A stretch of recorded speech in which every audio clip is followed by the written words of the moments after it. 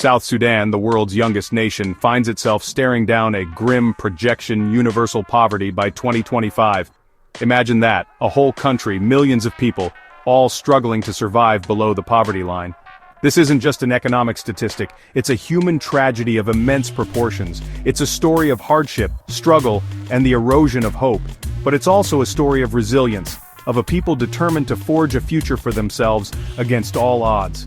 In this essay, we delve into the complex web of factors that have brought South Sudan to this brink.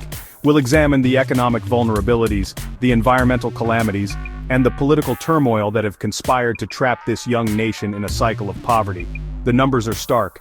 Over 76% of South Sudanese already live below the poverty line, a figure that has been steadily rising. Extreme deprivation, the inability to afford even basic necessities like food, is rampant. The World Bank's prediction of universal poverty is a wake-up call, a stark reminder of the human cost of these converging crises. But as we dissect the challenges, we must also shed light on the glimmers of hope.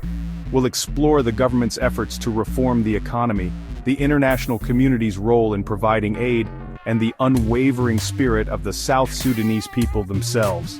This is a story that demands attention, understanding, and ultimately action.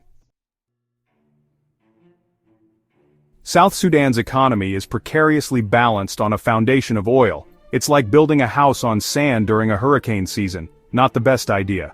Oil accounts for a staggering majority of the nation's GDP, making it acutely vulnerable to fluctuations in global prices and production, and fluctuate they have. The decline in oil production, coupled with the COVID-19 pandemic and the war in Ukraine, has sent shockwaves through the economy. Adding fuel to the fire, inflation has soared to dizzying heights, eroding the purchasing power of ordinary citizens. Imagine going to the market one day and finding that the price of bread has tripled overnight. That's the reality for many in South Sudan. The cost of basic necessities has skyrocketed, pushing more and more families into destitution. This economic instability creates a domino effect, impacting every aspect of life from healthcare and education to infrastructure and social services. But it's not just external factors that are to blame. Years of conflict have crippled the nation's ability to invest in its people and diversify its economy. Agriculture, which holds the potential to provide livelihoods for millions, has been neglected. Infrastructure, crucial for connecting markets and facilitating trade, remains underdeveloped. This over-reliance on a single, volatile commodity has left South Sudan's economy fragile and susceptible to collapse. South Sudan, like many developing nations, has found itself caught in the crosshairs of global crises. The COVID-19 pandemic, which ravaged economies worldwide, hit South Sudan particularly hard. Lockdowns and disruptions to global trade exacerbated existing vulnerabilities, pushing more people into poverty. The war in Ukraine, though geographically distant, has sent ripples of economic hardship across the globe, and South Sudan has not been spared. The conflict has disrupted supply chains, driving up the cost of essential goods like food and fuel, further straining the already fragile economy. But the turmoil in Sudan, South Sudan's northern neighbor, has had a far more direct and devastating impact. The ongoing conflict in Sudan has displaced millions, forcing many to flee across the border into South Sudan, straining resources and exacerbating existing humanitarian challenges.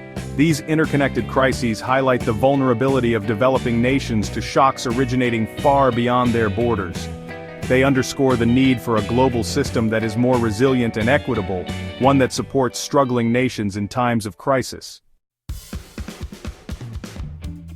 As if economic and political instability weren't enough, South Sudan is also grappling with the devastating effects of climate change. Heavy flooding, a recurring nightmare for the nation, has become more frequent and intense in recent years. These floods are not just an inconvenience, they are a catastrophe.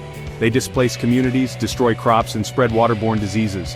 Imagine your home, your farm, your entire livelihood swept away by floodwaters. This is the grim reality for hundreds of thousands of South Sudanese every year. The floods contaminate water sources, leading to outbreaks of cholera and other diseases. Children, the most vulnerable, often bear the brunt of these health crises.